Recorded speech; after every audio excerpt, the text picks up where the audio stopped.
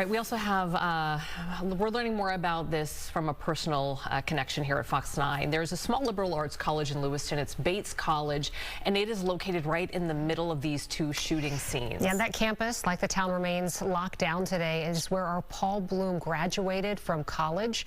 Paul joining us now, and you've been in touch with some of the people that you know. You're in your network from Bates today, and I know that this touches you personally, knowing that small city so well. Yeah, I mean, it's a small college town, 40,000, a little smaller than Mankato, small campus of about 2,000 students. I was one of them, graduated years ago, was back this summer for reunion. Now, this one really does get me emotional. As I mentioned, spending 3 years in Lewiston, Maine, went abroad for a year, but very near and dear to my heart.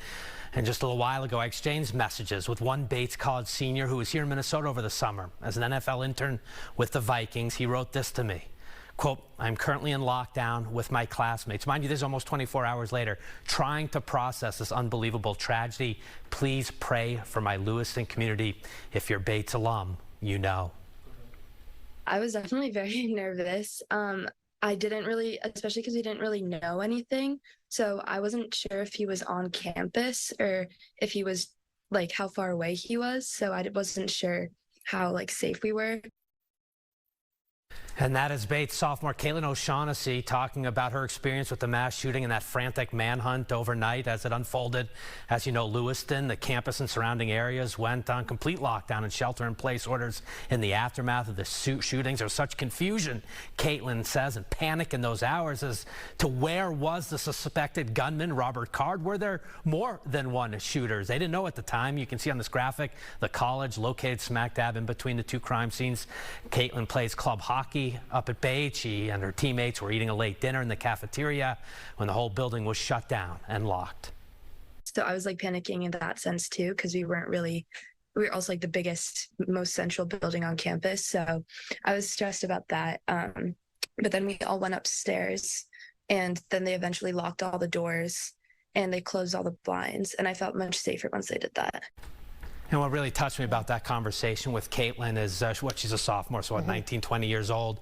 It was her first experience. They've practiced lockdowns through high school, college. But she figured at one point in her life, I mean, imagine a generation that said she was going to be in that situation to know what to do. And what was so scary for her, the cafeteria is the biggest building on campus. It's got all sorts of public access. That's the one building that people have access to. So she's in there. They start seeing the news headlines. They're freaking out. They don't know if there's one gunman, two gunmen, three gunmen. Where's Robert Card? I mean, the suspect wasn't even identified at that point, but you can imagine, you know, the fear and the panic until they fully locked down that building and moved them upstairs, shut the shades. Well, college kids in particular, they're at such a young age. They are separated a lot of times from their parents. They're hours, sometimes a flight away from their families, trying to manage all of this. Paul, you live there. Can you help us understand the topography and how difficult it might be to find someone? I think people are looking at this and saying, how could they not have found him by now? But Maine is different. Right. I mean, the area of Lewiston, Auburn, the Twin Cities, there's a river that splits them, much like the Twin Cities, Lewiston and Auburn, but it's, I mean, 60,000 people total there. But once we learned that Robert Card, the suspected gunman's car, was found in Lisbon, 10 miles away, now all of a sudden you're out of sort of any sort of urban setting. You are in the woods, you are in the forest. You know, we've talked, I'm sure you've watched, you know, seen some of the coverage nationally. There was a boat launch right there. I mean, Maine is a massive, massive state and very small population center. So once you get outside of Lewiston, Auburn, it's nothing. And I do think to have such a tragedy in that, with the numbers, to get police into there, it's an hour north of Portland. I would imagine there were a lot more resources down that way. So it took so much time. Card, the suspect, had time to sort of get away from that those immediate scenes. And yeah, I mean, a difficult time. I know some of you might see this in my shot here, but it's my Bates hoodie.